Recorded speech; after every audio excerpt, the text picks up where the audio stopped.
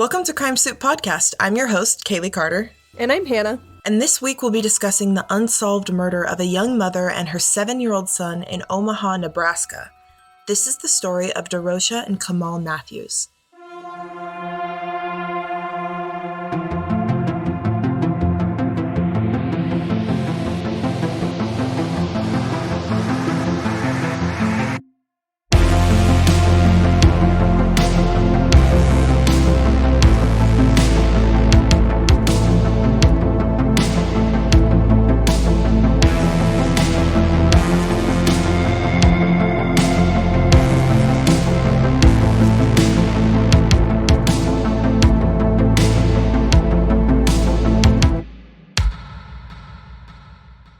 A woman named Pinkey Foster was worried about her adult daughter Deroshia after not hearing from her all day. Deroshia was 26 years old and a single mom to her 7-year-old son Kamal. Deroshia and Kamal lived in a small 1.5-story house in the Clifton Hills neighborhood, 10 minutes outside of downtown Omaha. When Pinkey hadn't heard from her daughter all day Monday, she and 3 others decided to go over to Deroshia's house on Tuesday and check on them. They stopped by Deroshia's neighbor's house to borrow her spare key and let themselves in the front door. What Pinkey and the others discovered was a nightmare. On his bedroom floor was 7-year-old Kamal, dead, still wearing pajamas, apparently strangled with a rope around his neck. They left the scene and immediately called police. When police searched the Matthews home, they also found the deceased body of 26-year-old Deroshia, partially clothed, suffocated, and strangled on a waterbed in the basement. Just like her son, Deroshia still had a rope around her neck. According to an article published in the Lincoln Star newspaper the following day, the Matthews home was ransacked, but there didn't appear to be a violent struggle. Drawers were pulled out and papers were all over the place. So one of the biggest questions I have about this, because we don't have very much information about this case, there's only like a couple of news articles, and there's just a lot of missing information. So we kind of have to pick apart what little information we do have. And one of the things that stood out to me is that the house is quote-unquote ransacked, but they also took the time to report that there didn't appear to be a violent struggle. And I just wanted to hear your thoughts on like I know what comes to my mind, but if you hear someone say there wasn't a violent struggle, what does that mean to you? I guess the first thing that comes to my mind is I think of physical evidence like skin under the fingernails of the victim or potential weapons used. I don't really know what type of physical evidence in a home they would immediately look for to say, oh yeah, that's definitely a violent struggle. But I imagine like things that are broken, whether it's furniture or glass, things that could potentially be used as weapons laying in weird places. And then obviously the skin under the fingernails and defensive wounds and stuff like that. I don't think it's specific enough, honestly. A violent struggle, like she was potentially asleep so maybe she didn't have defensive wounds. She didn't have anything she could defend herself with. She was already in bed when this happened. What came to my mind is when someone says violent struggle, I immediately think like overturned furniture. I think of defensive wounds. And I also kind of jumped to the conclusion, I don't know if it's accurate or not, that where the bodies were found is where they were killed. Yeah. Because there's going to be more of a struggle and more signs of a struggle if they were moved or they were dragged or if there was like a change of scenery. Yeah, that makes sense. Which it might severely affect the case or it might not. But that's the other thing is we don't know if where the bodies were found, if that's where they were killed or if they were moved. Yeah, so Deroshia was on a waterbed in the basement and Kamal was on the floor of his bedroom. According to Homicide Lieutenant Foster Burchard, the last known contact with Deroshia was her mother Pinkey, who spoke with her on the phone early on Monday. But Kamal never made it to school that day, and he didn't do his normal paper route Monday evening. So this is actually one of the biggest questions and one of the things that bothers me and irks me the most about this case that I just can't shake. The timing of this murder feels really weird to me, and I don't know if it actually is, but according to Deroshia's mom, Pinkey talked to Deroshia on the phone early on Monday. So we know that Deroshia was alive early Monday morning. But then Kamal never makes it to school, and I don't know what time school starts. I think elementary school usually starts, sometime between 7:30 and 9:30? Yeah, that sounds right.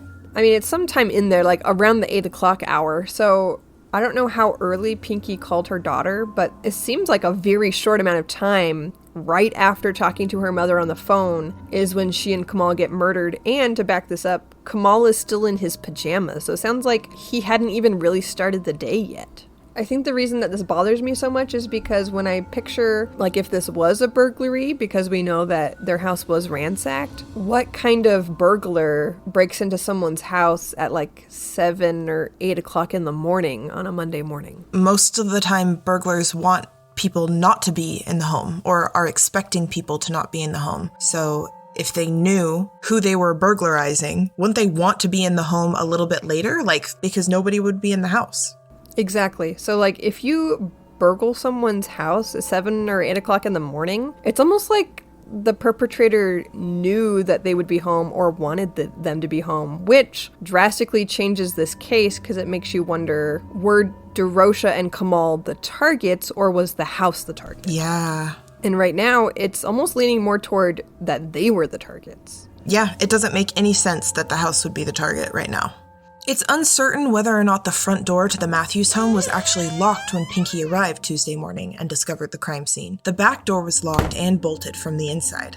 I mean, this is also really unclear, so I guess when Pinkey hadn't heard from Deroshia all day, she went over the next morning and she borrowed the neighbor's key to get into Deroshia's house, but I don't think she was 100% certain if it was even locked whenever she went to go open it. Yeah, I mean, she wouldn't know. She just automatically assumed it would be locked and got the key, and yeah. And put the key in, opened the door, and then after a traumatic experience like that, the police are trying to juice you for information, and you're like, maybe it was locked, maybe it wasn't, I'm not 100% certain, so they don't know. But the neighbor had a key. That's weird. They probably did. That's what we had all growing up. Our next door neighbor had the spare key to our house so that if we ever got locked out, we could go over to the neighbor's house, who was a little old Italian man that we trusted named Tony. Good old Tony. But he had our spare key. I guess I can't imagine this. Number one, I never stayed in a house or neighborhood long enough to like get to know neighbors very well. We moved a lot when I was little. Having like your neighbor has your key, that blows my mind.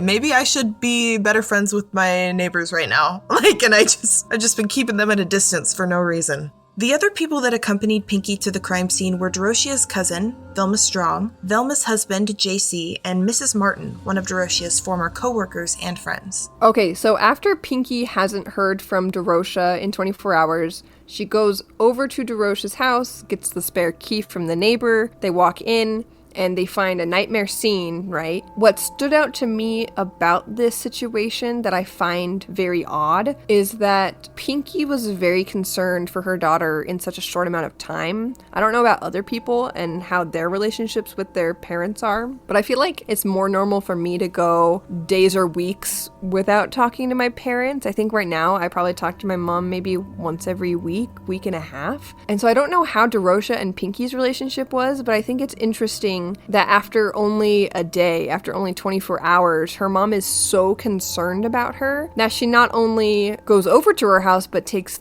3 people with her. It just makes me wonder what was going on at that time, what was going on in Deroshia's life that made her mom so concerned. So, I mean, I agree. Like, now that I think about it, I think I go months without talking to my parents. Like, I don't really talk to my parents that much. But thinking about Deroshia, it's possible that her family was really tight-knit. It's especially being a Black single mother in 1979, like I'm sure that her family was very aware of how dangerous that situation could be, the potential of it, right? There's lots of violence against women. There's lots of violence against Black women. Maybe they talked really often, and so that concern wasn't completely unwarranted for them, but it seems foreign to us. Yeah, it just makes me wonder, like, because the police and the police reports and the media, they don't actually give us any insight into what Deroshia's life was like. I don't know what it was like living in her neighborhood. I don't know if it was a high crime area. I don't really know what her day-to-day looked like. I don't know. Just maybe she was at risk for danger and her mom knew that, but I don't know if that's true or not. Yeah, it's really upsetting how little there is on this case. Like, they gave us nothing. Absolutely nothing. How is anybody supposed to help Omaha Police Department? We don't know anything. Yeah, exactly. Like a crumb of context, please. They're like, we just found this woman dead. That's all we're giving you. Yeah, let us know if you know anything. Thanks. We don't know anything. Doesn't sound like you do either. Yeah, like, damn. According to Deroshia's friend and former coworker, Mrs. Martin, the living room was all torn up and the front window was up and the TV was still playing. So the front window was open in April in Omaha? What's the weather even like? I would think it would be cold. Like, why wouldn't they just leave out the front door, I guess, the perpetrator? Also, April, isn't this like the worst time? Like winter's thawing out and there's probably like bugs starting to hatch. I wouldn't want my window open. Right? So it makes sense that it was potentially the perpetrator who left it open, or maybe they opened it for a minute and that's how the perpetrator got in? Not a lot of people have solid locks on their windows, even today, I don't think. And I think her house was old by the 70s standard. A lot of times those windows, you could just kind of give them a good shake or just kind of... So our house just got broken into in November and we had to get a window replaced because they just smashed one of our windows. But the window guy was telling us how easy it is to get into windows. Like even the best windows, even the newest windows, there's like a certain thing they can do to shimmy them up. So if you have like push up windows instead of push to the side windows, there's something they can do to like stick something under and just push it up and pull it out. Like they don't even have to shatter your window. They can just fucking pull it out. Yeah, and hold on, I have a stat. Let's see here. Oh, okay. So this comes from the Bureau of Justice Statistics. It says, for households occupied at the time of burglary, so like Deroshia's case, 55% of burglars came in through an open or unlocked door or window, i.e. no force was necessary. So it's not uncommon. No, it's about like half and half. Yeah. There isn't a very clear motive. We talked earlier about how since she and Kamal were murdered so early in the morning after they woke up, that it seems like whoever ransacked their house wasn't targeting the house because that's such a weird time. The burglar would have most likely known that they were home, in which case it makes it look more like Deroshia and Kamal were the targets. Who breaks in at like 6, 7 in the morning? Like, which leaves us with this obvious question, which is like, what was the motive? Because we know that they were murdered. She was found partially clothed, which kind of sometimes is the police's way of alluding to the fact that the person was sexually assaulted, but they don't want to overtly say it. So we don't know if she was or not. And then, so sexual assault may have been a motive. And then the house was ransacked. So sexual assault, murder, or theft. Absolutely don't understand. Do you have any theories? Do you think one over the other? Is there anything from the crime scene that points one way or the other?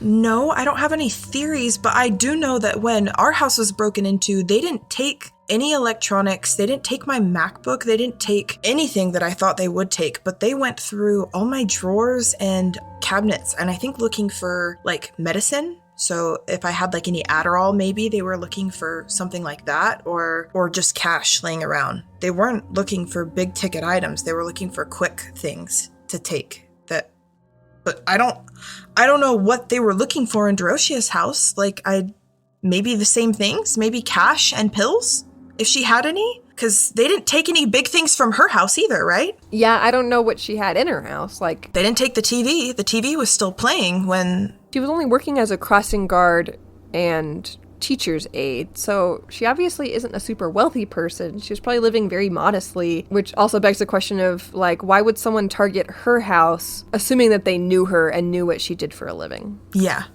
Okay, so the only theory I can really think of without assuming too much about her, I guess, is maybe she was having mental health issues. Maybe somebody who knew her knew she was going to a doctor and was getting prescribed some pills, and maybe that made them interested in her as a target. And maybe that's the reason why she quit her job, or maybe that's the reason why her mom was so concerned about her. Yeah, we don't know what they were attempting to find, because it says that drawers were pulled out and papers were all over the place, so I don't know if they were looking for drugs, if they were looking for cash, if they were looking for something else.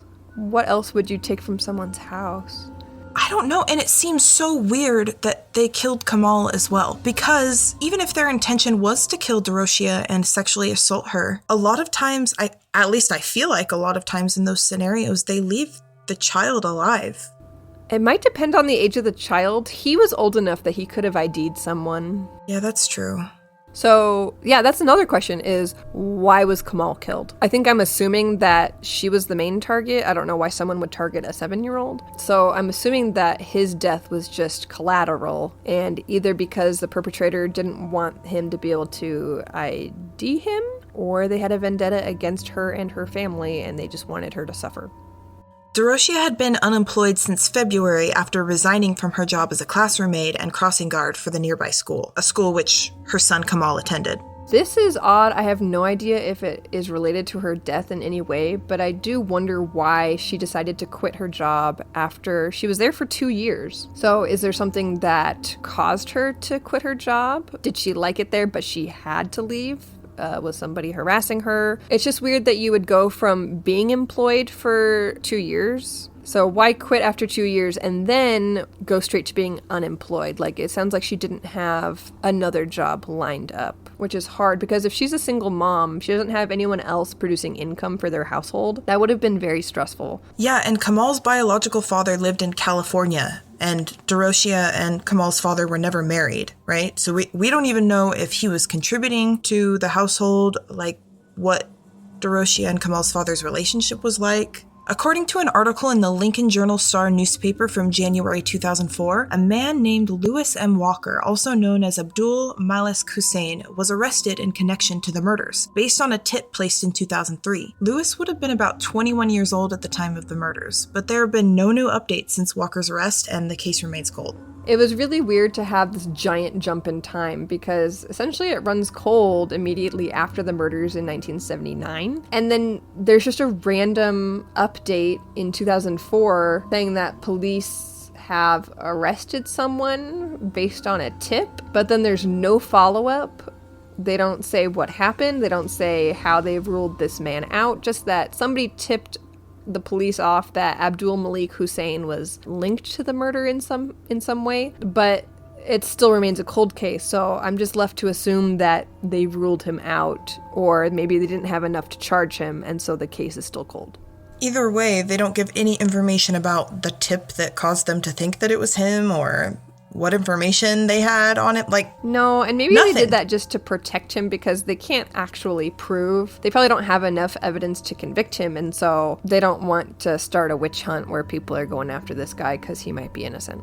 Yeah, that tracks. But either way, the police gave us absolutely nothing to go on, and I don't know if they did that intentionally or... Well, it makes me wish that they at least would say one way or the other if he was ruled out and cleared and had an alibi and he's no longer a suspect, or if they said, we don't have enough evidence to convict him, but he hasn't been ruled out. Okay, so based on what information we have, which is very little, do you feel like this was a personal attack? Someone that knew Deroshia, like knew her schedule, maybe knew her house, and knew what to expect? Or do you feel like this was a stranger attack and had nothing to do with her or her family?